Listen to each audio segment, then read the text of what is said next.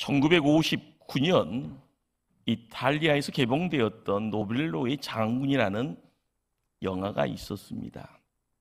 전쟁 영화였고요. 인간 본성에 관한 이야기를 또한 잘 표현했다는 평가를 받습니다. 한 사기꾼이 선망받는 장군으로 변모해져가는 그런 아이러니한 그런 영화라고 합니다. 거기에 한 장면입니다. 세계 2차 대전 말기에 나치에 저항했던 레지스탕스들이 처형을 당하게 되는데 저항운동과는 전혀 상관없이 언덕결에 끌려온 장사꾼 한 명이 있었습니다. 처형장에서 소리를 지릅니다. 나는 아무 짓도 하지 않았다. 평범하게 돈이나 벌며 살아왔는데 이게 웬 날벼락이냐. 그러자 처형을 기다리던 한 레지스탕스가 말합니다. 당신이 아무 짓도 하지 않았다라는 것, 그것이 바로 당신이 죽어 마땅한 점이요. 전쟁은 5년이나 지속되고 조국과 민족은 멸망 직전에 놓여 있었어. 그런데 당신은 왜 아무 일도 하지 않았단 말이요. 죽어야 할 사람 바로 당신이요. 무사한 일을 추구하는 이 시대의 방관주의자들을 꼬집는 어떤 신랄한 묘사가 됩니다. 우리는 보통 죄를 생각하면 무언가를 하지 말아야지 하는 그런 생각, 그런 경향이 있습니다. 물론 맞는 표현이지만 절반만 맞습니다. 왜냐하면 성경은 마땅히 해야 할 일을 하지 않는 것도 죄라 말합니다. 선지자 사무엘의 음성입니다. 나는 너희를 위하여 기도하기를 쉬는 죄를 여호와 앞에 결단코 범하지 아니하고 선하고 의로운 길을 너희에게 가르칠 것인즉. 우리는 왕 같은 제사장으로 이 시대에 부름받은 하나님의 일꾼들입니다. 나라와 민족 위해서 기도하는 것 당연합니다. 마땅히 감당해야 될 사명이 뭔지를 깨달았으면 땀 흘리는 것 당연합니다. 그러나 이런 일 행하지 아니하면 우리는 하나님 앞에 죄인입니다. 하나님께서 이 땅에 세우신 교회에 반드시 감당해야 될 여러 사명을 허락합니다. 최근 교회가 발견한 교회의 사명이 있습니다. 교회의 사회적 책임, 공공성이라는 이런 어떤 주제가 있습니다. 우리 사회의 기득권층이 되어버린 교회입니다. 그러다 보니까요, 자랑거리는 주렁주렁 훈장처럼 달고 다니죠. 그런데 안 믿는 사람들이 묻습니다. 그래서 뭘 했소? 라는 거. 성경은 소금이 되라고 이야기합니다. 성경은 우리에게 빛이 되라고 이야기합니다. 그런데 자랑만 합니다. 복 받았소라고요. 그 소리는 부자 됐소라는 그런 말, 그 말의 또 다른 표현입니다. 세상을 섬겨야 되는데, 약한 자 또한 섬겨야 되는데, 우리는 그것에 대해서는 소홀했던 모습이 거기 있습니다. 기독교의 오랜 사명 중에 하나, 그것은요, 믿는 자들에게 평안을 주는 일입니다. 마음이 아프고 몸도 아프고 삶이 여러 모양 어렵고 힘들고 고통 중에 있는 사람들, 그들을요 치유하는 일입니다. 또한 교회의 가장 본질적 사명이 뭐라 할까요? 사람 구원하는 일입니다. 기독교의 초기 최고의 사명은 복음 전도지요. 그래서 우리 기독교는 복음 전도를 예수님이 주신 지상명령이라고 말합니다. 성도가 순종해야 될 가장 큰 명령, 가장 위대한 명령, 가장 우선시되는 명령이라는 말입니다. 오늘 본문을 접하기 전에요, 앞부분을 읽지 않았습니다. 열왕기하 7장 1절은 이렇게 시작됩니다. 엘리사가 이르되 여호와의 말씀을 들을지어다. 여호와께서 이르시되 내일 이맘때 사마리아 성문에서 고운 밀가루 한 스아를 한 세겔로 매매하고 보리 두 스아를 한 세겔로 매매하리라 하셨느니라. 무슨 말이고요? 이 말이 이루어진 상황은 어떤 상황일까요? 당시 멸망 일부 직전까지 나아갔던 극단적인 상황에서요, 하나님의 말씀이 선지자 엘리사에게 임합니다. 그래서 엘리사가 입술 열어서 예칩니다. 무슨 말을요? 쌍값으로 양식 구할 수 있을 것이다. 거저 먹기로 먹을 것을 얻을 수 있을 것이다. 이 말은요, 이제 우리는 굶어 죽지 않는다. 이제 살 수 있다라는 말입니다. 오늘 본문을 이해하려면요, 6장부터 진행되어지는 사건을 이해해야 합니다. 이스라엘이 남북으로 나뉘어졌고요. 북왕국 이스라엘의 수도는 사마리아 성인데요. 아람 군대라는 갑작스럽게 신흥 국가지요. 이 아람 군대가 몰려옵니다. 그리고요, 전면으로 사마리아 성을 에워싸합니다. 그리고 나서요, 오랜 시간이 흐릅니다. 성 안의 양식은 다 떨어져 버리네요. 낙이 뼈다구까지 다 삶고 삶아 먹어도요, 이 인간들이 나가지 않습니다. 극기야는 오늘은 내 아들, 내일은 너 아들, 이런 식으로 돌아가면서 자식을 잡아먹는 기아의 극한 상황이 펼쳐집니다.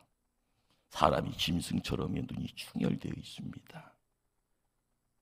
웃음소리가 끊긴 지 오래고요. 임금은 배솥을 입고 통곡하는 그런 상황입니다. 이런 상황에서요, 가장 필요한 것 무엇입니까? 다른 거 필요 없습니다. 먹을 양식 구하는 일입니다. 바로 이때 엘리사 선지자가 내일 이맘때에 마음 놓고 쌍값으로 양식 구할 수 있을 것이라 이렇게 선포합니다. 이 소리는요, 바로 굶어 죽어가고 있는 사람들에게 주어진 가장 적실한 물 한 모금과 같은 것입니다. 배고픔 속에 있는 이들에게는 밥 한 그릇처럼 보여지고요, 이것을 기쁜 소식이라 이야기하고 이것을 복음이라 성경은 말합니다. 당시 기아에 죽어가는 사람들에게 엘리사가 애친 이 애침보다 더 위대한 복음, 더 아름다운 소식, 더 기쁜 소식이 어디 있단 말입니까? 맞습니다. 에덴 동산에서 범죄하고 쫓겨난 죄 많은 인생들에게도요, 들려지는 최고의 복음은 뭘까요? 죄 많은 인간, 너희들 십자가의 대속으로 말미암아 구원받을 수 있다라는 소식입니다. 이 소식은요, 십자가를 바라보며 십자가에 몸달려 피 흘렸었던 예수를 믿음으로 받아볼 때, 믿음으로 그것을 인정할 때 구원이라는 선물을 얻게 됩니다. 이 기쁜 소식을 거절하면 그것이 곧 멸망이요, 그것이 심판이 됩니다. 그런데 오늘 본문 2절에요, 이 복음에 대한 한 사람의 목소리가 흘러나옵니다. 그는 왕의 지근거리에 있었던, 왕의 총애를 받았던, 어떻게 보면 재정권을 쥐고 있었던 그런 경제부 장관이 되는 모양이 되죠. 이 사람이 하나님이 사람에게 말을 합니다. 여호와께서 하늘에 창을 내신들 어찌 이런 일이 있으리요? 하늘에 창을 낸다라는 이 표현은요, 이스라엘 백성이 출애굽의 광야 40년 동안 하나님께서 하늘에서 만나를 내려주셨던 사건을 지칭하는 겁니다. 왕의 총애를 받은 장관, 그는 역사 속에서 하나님이 행하신 일 알고 있습니다. 그러나 믿지는 않습니다. 하나님께서 이루신 역사적 사건을 하나 이야기거리입니다. 옛날에 우리 조상 때 신화 전설로만 생각할 뿐입니다. 본문에 등장하는 장관의 이 모습, 역사 속에 나타난 하나님의 능력, 기적을 믿지 못하는 우리네 모습과 흡사합니다. 그러나 우리는 알아야 합니다. 성경 속의 하나님 오늘도 살아계십니다. 그 하나님 오늘도요, 뭔가를 이루어 가신다라는 사실. 제가 신학교에 들어가서요, 접했던 신학자, 이 시대에서도 이름 이야기되어지는 큰 위대한 신학자 있습니다. 칼 바르트라는 분. 합동측은 이 사람을 이단시합니다. 그러나 통합측은요, 말씀의 중심이 잡혀져 있고, 그래서 이 칼 바르트의 이야기가 어떨 때는 무게중심이 있습니다. 이분이 역사를 두 가지로 구분하여 설명을 해줍니다. 이 역사. 첫 번째는요, 우리가 알고 있는 히스토리입니다. 히스토리는요, 시간 속에서 기록된 역사를 지칭합니다. 우리는 시간 속에서 기록된 역사적 사건을 통하여서 2000년 전에 청년 예수라라는 한 사람이 십자가에 매달려 죽었더라라는 그런 이야기 또한 알게 됐습니다. 하지만 히스토리의 역사를 통하여서 오직 예수가 십자가에 달려 죽었다라는 그 객관적인 사실만을 우리는 정보로 알게 된다라는 겁니다. 그런데 또 다른 역사가 있습니다. 칼바르트는 게슈히테라는 단어를 쓰는데요, 이것은 독일 말입니다. 그런데 이 게슈히테는 시간의 흐름 속에서 하나님께서 행하신 그 사건이 오늘날 어떤 의미가 있느냐라는 그런 겁니다. 게슈히테의 역사를 통해서 십자가가 온 인류의 모든 사람들의 죄를 사하고요, 구원의 문을 활짝 열어왔다. 하늘의 지성소가요 활짝 열렸다.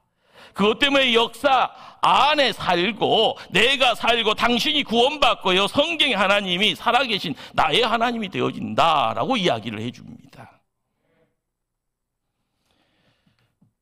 본문에 등장한 장관 똑똑합니다. 계산 빠르고요, 영특하죠. 하지만 그 모습은 하나님이 간섭할 틈이 없습니다. 약속된 말씀을 도저히 믿지 않습니다. 이것을 불신앙이라고 하고요, 점점점 이 불신앙의 자리에 발걸음을 내딛고 있는 우리의 모습들이 거기에 겹쳐집니다. 현대인들 현실을 정확히 진단합니다. 그 안타까운 환경에 대해서 탄식하고 비판하고 고발하기를 좋아합니다. 그러나 문제는 환경을 넘어서서 역사하신 하나님을 바라볼 수 있는 눈이 없습니다. 매 순간순간마다 하나님께서 주시는 은혜를 갈망하는 믿음이 없습니다. 안타깝습니다. 기적의 시대가 사라진 것이 아니다. 믿음의 시대가 사라진 겁니다. 이 불신앙한 사람들에게 엘리사가 말합니다. 내가 내 눈으로 보리라. 그러나 그것을 먹지는 못하리라. 불신앙의 대가를 거둔다라는 말이죠. 시간을 조금 건너뛰어서요, 이 장관의 모습은 어떻게 되는지 아십니까? 17절은 이야기합니다.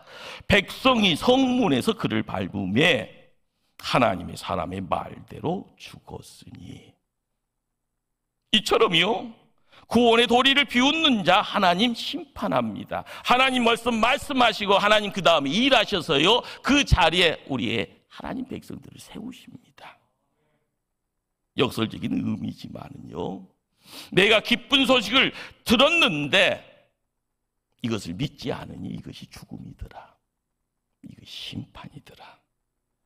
기쁜 소식 믿음으로 받을 때 거기에는 하나님 은혜가 있습니다. 사랑하는 성도님들, 기쁜 소식인 복음을 비웃지 마십시다. 복음의 능력 가볍게 여기지 마십시오. 그러다가는 큰코 다칩니다. 마지막은 죽음이요, 마지막은 멸망이라. 바로 그것이 심판입니다. 이어지는 말씀은요, 성문 5기에 나병 환자 4사람이 있더니, 사건은요, 성문 밖으로 옮겨갑니다. 2절과 3절 사이에 많은 사건 사고들이 생략되어 있을 것이라 이런 생각이 듭니다. 이 이야기 속에 성문 안에 백성들의 반응이 나타나지 않지요. 우리는 상상할 수 있습니다. 재경부 장관의 부정적인 담화의 내용을 들어서요, 백성들이 어떻게 됐다고요? 한결같이 엘리사의 복음을 믿지 못합니다. 부정적인 사고, 그리고 절망에 늪에 빠져서 허우적거리고 있습니다. 배고픔보다 더 큰 재앙이 거기 있는 겁니다. 한 사람의 부정적인 말이 얼마나 치명적인 악 영향력을 드러내는가.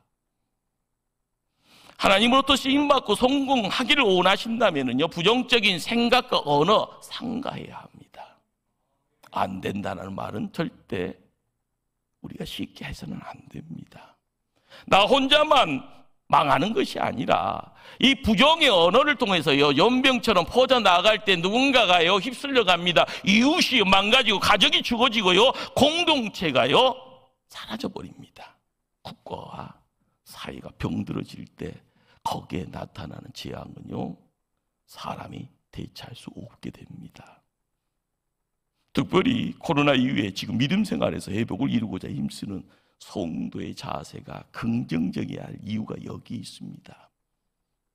교회 내에서 잠자고 방황하는 사람들을요, 하나님 앞으로 이끌어 나가는 데 있어서도 우리의 입술이 어떤 입술이 돼야 됩니까? 우리의 삶의 모습은 어떤 삶의 태도가 돼야 됩니까? 긍정이냐 부정이냐? 아니, 나는 관심이 없어, 무관심이냐? 선택지는 지금 우리 앞에 펼쳐져 있습니다. 하나님의 역사는요, 움직이십니다. 일하십니다. 그러나 이 역사는 누구를 통해서 전해져야 됩니까? 오늘 이 목포 초대교회에서 타올라야 할 가장 큰 불이 있다면요, 내 안에 성령의 불입니다. 복음 전도의 한 영혼 사랑하는 불길입니다. 한편 성막 나병 환자들 살 길 찾기 시작합니다. 음식이 있을 곳을 찾잖아요. 그러나 혹시나 해서 아람 군대의 진지를 향해서 조심스럽게 발걸음을 옮깁니다. 그런데 주변에 사람이 안 보입니다. 눈에 보여지는 것은 이제 수많은 양식들이 산더미처럼 쌓여져 있습니다. 간밤에 하나님이 작업을 하신 겁니다. 그래서 한 사건이 발생한 겁니다. 하나님은요, 아람 군대의 기전에 요란한 말바퀴와 무수한 군대들이 쳐들어오는 굉장한 소리, 그 소리를 연출합니다. 아람 군대들은요, 아니 이렇게 큰일 났구나, 북이스라엘 주변의 강대국과 동맹을 맺어서 우리를 지금 말살하려고 찾아오는구나, 이러다가는 다 죽겠다. 그것이 생각의 결론이 됩니다. 좌지우지가 아니고 한순간에 그 생각 따라서 움직이니 몸만 빠져나가면서 허겁지겁 36개 주랭랑을 쳐버린 겁니다. 너무 오랫동안 굶주려왔던 나병 환자들에게는요, 이게 웬 떡이냐 그러면서 이야기합니다. 한 장막에 들어가서 먹고 마시고 거기서 은금 의복을 가지고 가서 감추고 다시 와서 다른 장막에 들어가 거기서도 가지고 가서 감추니라. 갑작스럽게요, 행제수죠. 먹고 마시고 즐기는 것만 끝나는 것이 아니라 갑자기 큰 부자가 되어버립니다. 잘 먹고 잘 살게 되었더라. 세상 사람들은 이걸 보고요, 단적으로 무슨 말을 합니까? 믿는 사람들도 마찬가지죠. 축복이라고 말합니다. 그러나 오늘 본문의 사건이 여기서 멈춰진다 하면은 성경으로서의 믿음의 가치는 전무한 거죠. 만일 오늘 본문이 성 안에 무수한 사람들은 다 굶어 죽었더라, 그러나 나병 환자 4명은 잘 살다가 죽었다라고 이야기 되어진다면 이 얼마나 허무한 결론이 됩니까? 그런데 말입니다, 그런 허망한 결론이요, 지금 이 시대에 세상 사람들이 추구하는 인생의 결론이라는 겁니다. 4명의 나병 환자들, 한참이나 먹고 마시다가 불어온 듯 한 생각이 그들의 심장과 그들의 머리를 찌릅니다. 우리만 이렇게 먹고 마시고 즐기며 부가 되어지는 거 감추고 살면서 때 되면 그거 판다. 그러나 저 안에 있는 내 종족들 지금 이 시간에 굶어 죽고 허덕이고 괴로워하고 죽음의 두려움 속에서 헉헉대고 있는데, 그러면서 놀라운 각성이 찾아옵니다. 나병 환자들 서로에게 이야기하죠. 뭐라고 이야기합니까? 우리가 이렇게 해서는 아니 되겠도다. 오늘은 아름다운 소식이 있는 날이거든. 우리가 침묵하고 있도다. 만일 밝은 아침까지 기다리면 벌이 우리에게 미칠지니 이제 떠나 왕국에 가서 알리자. 무슨 말인가요? 지금 성한 사람들은 한 톨의 쌀, 한 톨의 볼이 없어 줄먹하는데 우리만 이렇게 먹고 마시고 잘 살면 안 된다. 우리가 이렇게 무책임한 행동으로 내 이웃 등지고 애면하면 안 된다. 내일 아침까지 계속되어지면 이렇게 아무런 생각 없이 그냥 즐긴다라는 것, 그러다가 벌이 우리에게 미칠 것이다. 이제라도 늦지 않았으니 빨리 성에 가서 이 아름다운 소식 전하자. 이 말씀입니다. 바로 이 깨달음을요 우리는 해결하고 하죠. 하나님께서 여러분을 이 세상에서 잘 먹고 잘 살고요 무엇이든지 잘 누리기 위해서 하나님이 나를 택했다고 하면은요 참 허망합니다. 그렇게 살다가 천국 가면은 하나님께 내세울 것이 뭐가 있겠습니까? 아름다운 소식이 있는 날입니다. 그러나 침묵해서는 안 된다고 이야기하잖아요. 지금 있는 것 가지고요 그냥 만족해서도 안 된다고 이야기하네요. 우리가 침묵의 죄에서 벗어날 때 코로나 때문에 힘들었잖아요. 다 힘들었습니다. 그러나 코로나가 저 멀리요 안녕하고 사라지는 이 시점에서 우리는 무관심과 이기주의와 안일주의의 죄악에 빠져 있다면 벗어나야 되는 겁니다. 이 시간 각자에게 한번 물어보십시다. 나는 잠잠해도 좋은 사람인가? 근데 성경 아주 재미있는 사실을 우리에게 보여주잖아요. 한나라의 장관의 입술을 통하여서 뭔가를 선포하지 않습니다. 소외되어지고 버림받고요 가난하고요 죽음의 질병을 몸에다 지고요 뜨벅뜨벅 죽음 앞으로 달려가고 있는 그 누군가를 하나님이 들어 쓰십니다. 하나님이 이렇게 약한 자 들어서 뭔가를 이루어 가십니다. 하나님께서는 자격 없는 우리를 통해서도 일하기를 더 즐겨 하실 겁니다. 하나님께서 약한 자를 강하게 하시고요 무식한 자를 들어서 지혜로운 사람을요 창피하게 만들어 간다. 그렇습니다. 바로 내가 일해야 될 사람입니다. 기쁜 소식 보았으면요 증인이 돼서요 입술 열어서 전해야 될 사람이 너가 아니라 납니다. 아름다운 소식 있는 날 잠잠하지 말라 하나님 말씀합니다. 예수님 말씀합니다. 아버지께서 나를 보내신 것 같이 나도 너희를 보내노라. 구원받은 우리가 이 땅을 구원하기 위해서 파송받은 대사라는 말입니다. 그러나 문제는요 우리가 예수 그리스도 없이 사는 삶이 얼마나 위험천만한 것인지 얼마나 무섭고 절망적인 것인지를 우리가 잊어버리고 살고 있다는 겁니다. 이 땅의 모든 사람에게 가장 긴급하고 가장 필요한 것은요 예수가 누군가라는 것, 그걸 아는 겁니다. 성공하는 것보다 부자가 되는 것보다 행복과 건강보다 더 중요한 것은요 내가 구원받은 백성이 되는 거고요 하나님을 아는 것이고요 내가 영생을 얻어가면서 그 영생의 기쁨 가지고요 세상을 세워가는 그런 모습입니다. 예수님께서 승천하시기 전 지자들에게요 세상의 종말의 때가 무엇이 궁금했는가 물음의 자리에 답변합니다. 때와 시기는 아버지께서 자기 고난에 두셨으니 너희가 알 바가 아니오. 오직 성령이 너희에게 임하시면 너희가 권능을 받고 예루살렘과 온 유다와 사마리아와 땅 끝까지 이르러 내 증인이 되리라 하시니라. 예수님은 성도들에게요 사명을 주셨습니다. 바로 종말의 때에 실패자가 패배자가 아닌 승리자가 되기 위하는 마음을 가지고요. 맞습니다. 우리는 복음 압니다. 복음 소유하고 있고요. 그 복음을 품고 있다 보니 내 마음에 왕으로 함께합니다. 세상이 아무리 어둡다라 할지언정 빛을 바라는 빛의 자녀로서 우리를 세워주셨습니다. 그러니 그 복음 전해야 합니다. 내가 지금 살았으니 내 가족이 살아야 되고요. 내 교회가 살아야 되고 내 민족과 나라가 살아야 되는 히든 숨겨져 있는 비밀이 바로 거기에 있기 때문에 그렇습니다. 우리에게 부여된 성도의 사명, 우리는 가장 위대한 명령이라, 지상명령이라 부릅니다. 하나님의 말씀입니다.